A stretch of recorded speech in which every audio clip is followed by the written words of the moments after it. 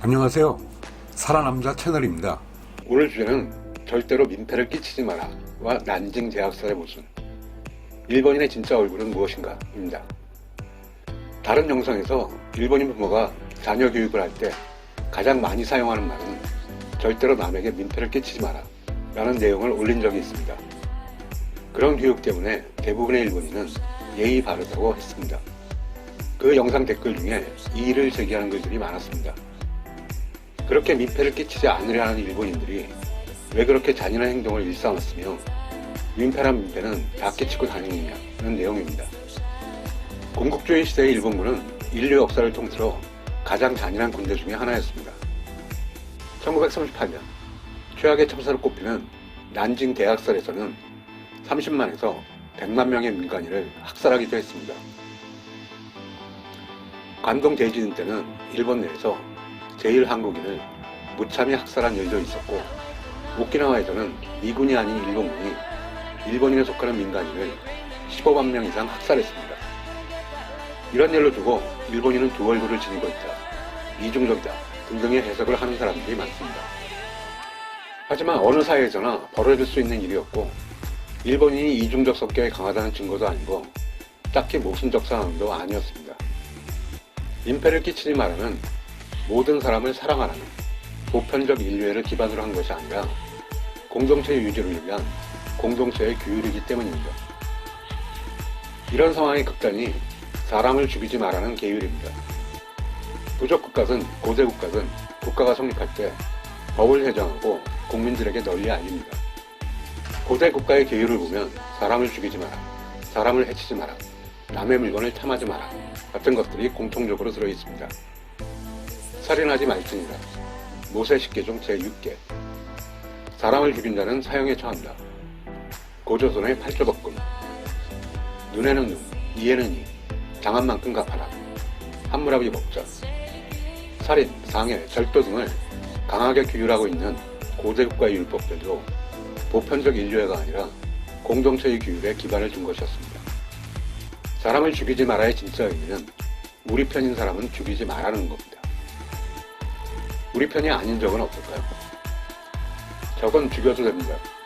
아니, 적극적으로 더 많이 죽이려고 해야 합니다. 우리 편을 죽이는 것은 처벌의 대상이지만 적을 많이 죽인 사람은 영웅이 됩니다. 살인, 상해, 절도 등은 같은 부족, 같은 국민이라는 공동체 내에서만 통용되는 규율입니다.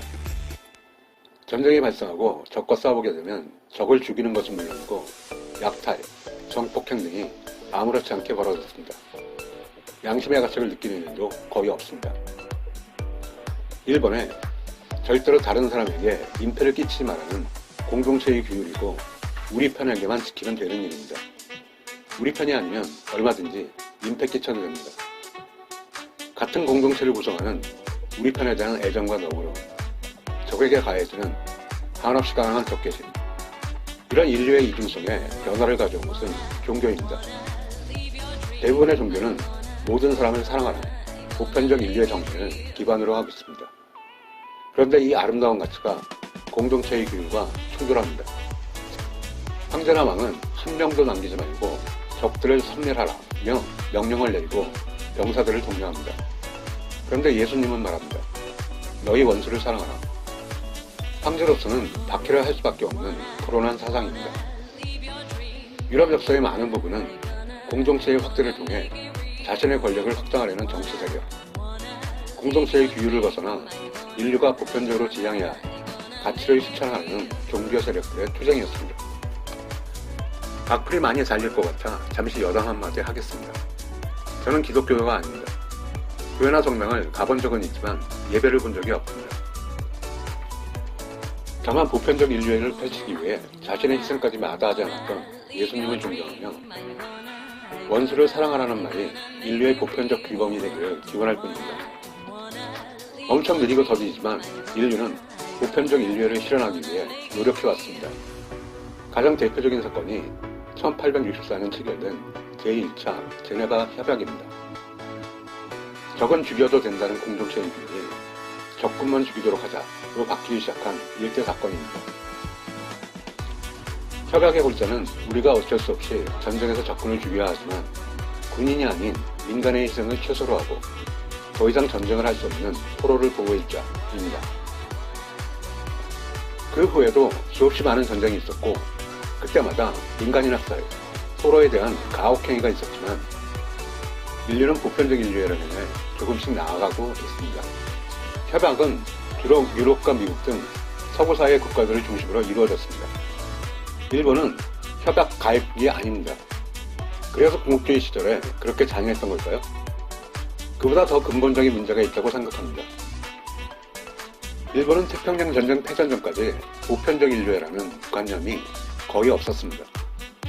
보편적 인류애는 대개 종교에서 시작되었습니다. 하지만 일본은 그 어떤 종교의 영향도 받은 적이 없습니다. 7세 이경 일본의 성덕태자가 불교를 받아들이고 보급하려 했지만 백성들에게는 거의 영향을 미치지 못했습니다. 일본에는 절이 그리 많지 않습니다. 그리고 보통의 일본인들에게 불교는 장례식을 주관하는 곳입니다. 장례식도 절에서 하는 게 아니라 스님이 출장 나옵니다. 조선시대 사대부들이 유교를 숭상하면서 백성들에게까지 유교가 영향을 주었지만 일본 사회는 유교의 영향을 받은 것이 거의 없습니다. 일본이 주로 의지하는 종교는 신도, 신사를 중심으로 한 신앙인데 종교라고 보기 힘듭니다. 일본 제국주의와 군국주의 상징이 야스쿠니 신사다 보니까 신사에 대해 오해를 하는 분들이 많은데 신사는 조상신을 모셔놓은 곳입니다. 학문이 뛰어났던 사람은 학문의 신이라는 조상신이 되고 아이를 많이 낳았던 사람은 순산의 신으로 추앙됩니다. 일본의 조상신은 18,000명이라는 말이 있을 정도로 각 지역에는 신사가 있고 모시고 있는 조상신이 다릅니다. 대학 입시를 앞둔 자녀를 둔 부모는 학문의 신을 모시는 신사에 가서 기도를 하고 부적을 사고 출산이 임박하면 가족들이 순산의 신 신사에 가서 부적을 사옵니다. 신사를 중심으로 하는 신도는 종교보다는 미신에 가깝고 특정 교리도 없으며 무엇보다 보편적 인류애라는 종교의 기본적인 방향과도 전혀 맞지 않습니다. 일본의 절들은 입장료를 받습니다. 신사는 입장료는 안 받는데 참 여러가지 물건을 팝니다. 둘 다 일반적인 종교와는 거리가 먼 행태입니다. 15세기 경부터 일본의 천주교가 상륙했고 19세기 말에는 온갖 박해를 견디고 정말 목숨을 걸고 포교 활동을 했습니다. 그런데 현재도 일본의 기독교 인구는 전체 인구의 3%가 안 됩니다. 일본은 종교의 영향이 거의 없었던 곳이고 보편적 인류의 관념을 경험하지 못한 곳입니다. 군국주의 시절 일본 군대는 왜 그렇게 잔혹했던 것일까요? 잔혹해질 만한 조건을 모두 갖추었기 때문입니다. 2차 세계대전 당시 독일군의 유태인 학설을 뼈저리게 알고 있었던 유대계 독일인 정치학자 한나 아렌트는 악의 평범성이라는 엄청난 화두를 던졌습니다. 1961년 독일 법정에서 아돌프 아이히만이 전범 재판을 했습니다. 1945년 패전 후 아르헨티나로 도망갔다가 체포되어 전범 재판에 선 것입니다. 그는 전쟁 당시 나치 친인의 대령이었는데 독일이 점령한 유럽의 각지에서 유대인들을 모아서 가스 처형 등으로 유대인을 학살을 한 살인마였습니다. 그는 재판장에서 이런 말을 했습니다. 나는 명령에 따랐을 뿐이요. 나는 무죄입니다. 아이히만을 옆에서 관찰하고 깊게 연구한 한나 아렌트는 예루살렘의 아이히만, 악의 평범성에 관한 보고서라는 책을 썼습니다. 아이히만이 악마도 아니고 요즘 얘기하는 사이코패스도 아니고 그냥 위에서 명령하는 것을 충실히 실행한 평범한 사람이라는 내용입니다. 이 책은 유대인들의 엄청난 반발을 샀지만 재판을 통해 드러나는 아이히만은 정말 평범한 사람이고 가정에서는 인자한 아버지이자 평범한 남편이라는 것이 드러났습니다. 온순하고 복종적이고 자기 가정의 평화밖에 모르는 사람이 광기에 사로잡힌 윗사람을 만나면 살인마가 될 수 있다는 악의 평범성을 그대로 드러낸 일일 겁니다. 군국주의 시대의 일본군은 군대가 잔인해질 수 있는 조건을 모두 갖추었습니다. 광기에 사로잡힌 리더들, 보편적 인류의 결합, 시키면 시키는 대로 하는 순종적인 병사들, 학살을 자행하는 최악의 군대의 탄생입니다. 일본 사회에 보편적 인류애라는 관념이 사회에 자리 잡기 시작한 것은 태평양 전쟁 패전 후 미군정과 더불어 미국식 교육이 시작된 후부터입니다. 이런 교육이 시작된 지 아직 80여 년이 흘렀을 뿐입니다. 그래서 아직도 일본 사회는 보편적 인류애보다 공동체의 규율의 영향이 다른 사회보다 강한 편입니다. 우리 편인 사람들에게는 한없이 조심하고 너그럽고 예의를 지키고 양보하는 모습을 보이지만 우리 편이 아닌 사람에게는 냉혹한 모습을 많이 보입니다. 우리 편은 나와 같은 공동체에 속한 사람들이지만 이게 조금 애매모호한 일이 많이 벌어집니다. 일본 사회에서 가장 큰 공동체는 일본이라는 사회입니다. 일본 열도라는 물리적 공간에서 함께 살지만 일본인이라는 정체성을 인정받지 못하는 사람들이 있습니다. 같은 인간 취급을 하지 않는 불가촉 천민인 불황민. 일본의 선조 주민이지만 외모 자체가 다른 아이누족. 외모는 큰 차이가 없지만 태생이 다른 제일 한국인. 17세기에 일본에 복속되었지만 언어도 인종도 다른 오키나와인. 이 사람들은 일본인이라는 공동체 내의 사람이 아니므로 차별을 받아도 마땅한 사람들입니다. 우리 편이나 공동체라는 것도 애매모호합니다. 자신이 속해 있는 공동체, 우리 편이라는 것이 단 한 가지가 아니기 때문입니다. 그리고 공동체의 규모가 작을수록 규율이 강해집니다.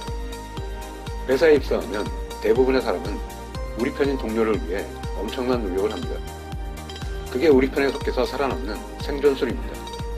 그런데 회사 내에 파벌이 생기고 알력이 심해지면 어떻게 될까요? 우리 편의 정의가 바뀌어버립니다. 회사라는 큰 틀보다 내가 속한 파벌이 내가 충성하고 몸을 바쳐야 살 수 있는 우리 편이 됩니다. 대부분의 대기업이 사실상 오너가 없는 종업원이 점령한 회사인 일본의 기업 내 파벌 싸움이 얼마나 치열한지는 일본 드라마 한자와 나오키나 불모지대를 보시면 잘 아실 수 있을 겁니다. 경쟁 상대인 기업의 직원들보다 100배는 가혹하고 비열하게 행동합니다. 일본의 중고생이 공동체나 우리 편이라고 생각하는 가장 기본이 되는 단위는 우리완입니다. 그런데 우리에 해당하지 않는 아이가 있다면 어떨까요? 일본식 왕따인 이지메가 시작됩니다. 우리라고 느끼는 아이들끼리는 엄청 배려하고 챙겨주고 민폐를 끼치지 않기 위해 조심합니다. 하지만 20명 내에 우리 반에 우리가 아닌 아이가 있다면 끔찍한 결과가 나올 수 있습니다. 아직도 일본 사회는 보편적 인류애보다 공동체 규율이 우선시되는 경향이 다른 사회보다 강하지만 지난 80여 년 사이에 그래도 엄청나게 변화를 해왔습니다. 규모 자체는 크지 않지만 불황민, 아이누족, 오키나와인, 제일한국인 등 우리에 속하지 않았던 사람들의 인권을 보호하려는 시민운동이 곳곳에서 벌어지고 있습니다. 아이즈원을 탄생시킨 크로스 48에서 볼 수 있었던 것처럼 나이가 어린 세대들은 국적이나 민족에 따라 우리 편과 남의 편을 구별하는 성향이 엄청 약해졌습니다. 만약 지금의 일본인들이 과거로 돌아가 전쟁을 하게 된다면 어떤 일이 벌어질까요? 광기에 사로잡힌 최악의 리더는 그대로이지만 보편적 인류의 정신에 따라 양면학살의 명령에 불복종하는 사람들이 대거 나올 것이고 시키면 시키는 대로 하는 순종적인 성향도 많이 약해졌기 때문에 예전과 같은 참사는 벌어지지 않을 것이라 생각합니다. 그런데 가장 중요한 것은 광기에 사로잡힌 리더일 겁니다. 요즘 한일 관계는 최악의 상황인데 해결의 단초는 리더의 교체가 아닌가 생각합니다. 오늘 얘기는 여기까지입니다. 재밌었다면 구독과 좋아요 부탁드립니다. 감사합니다.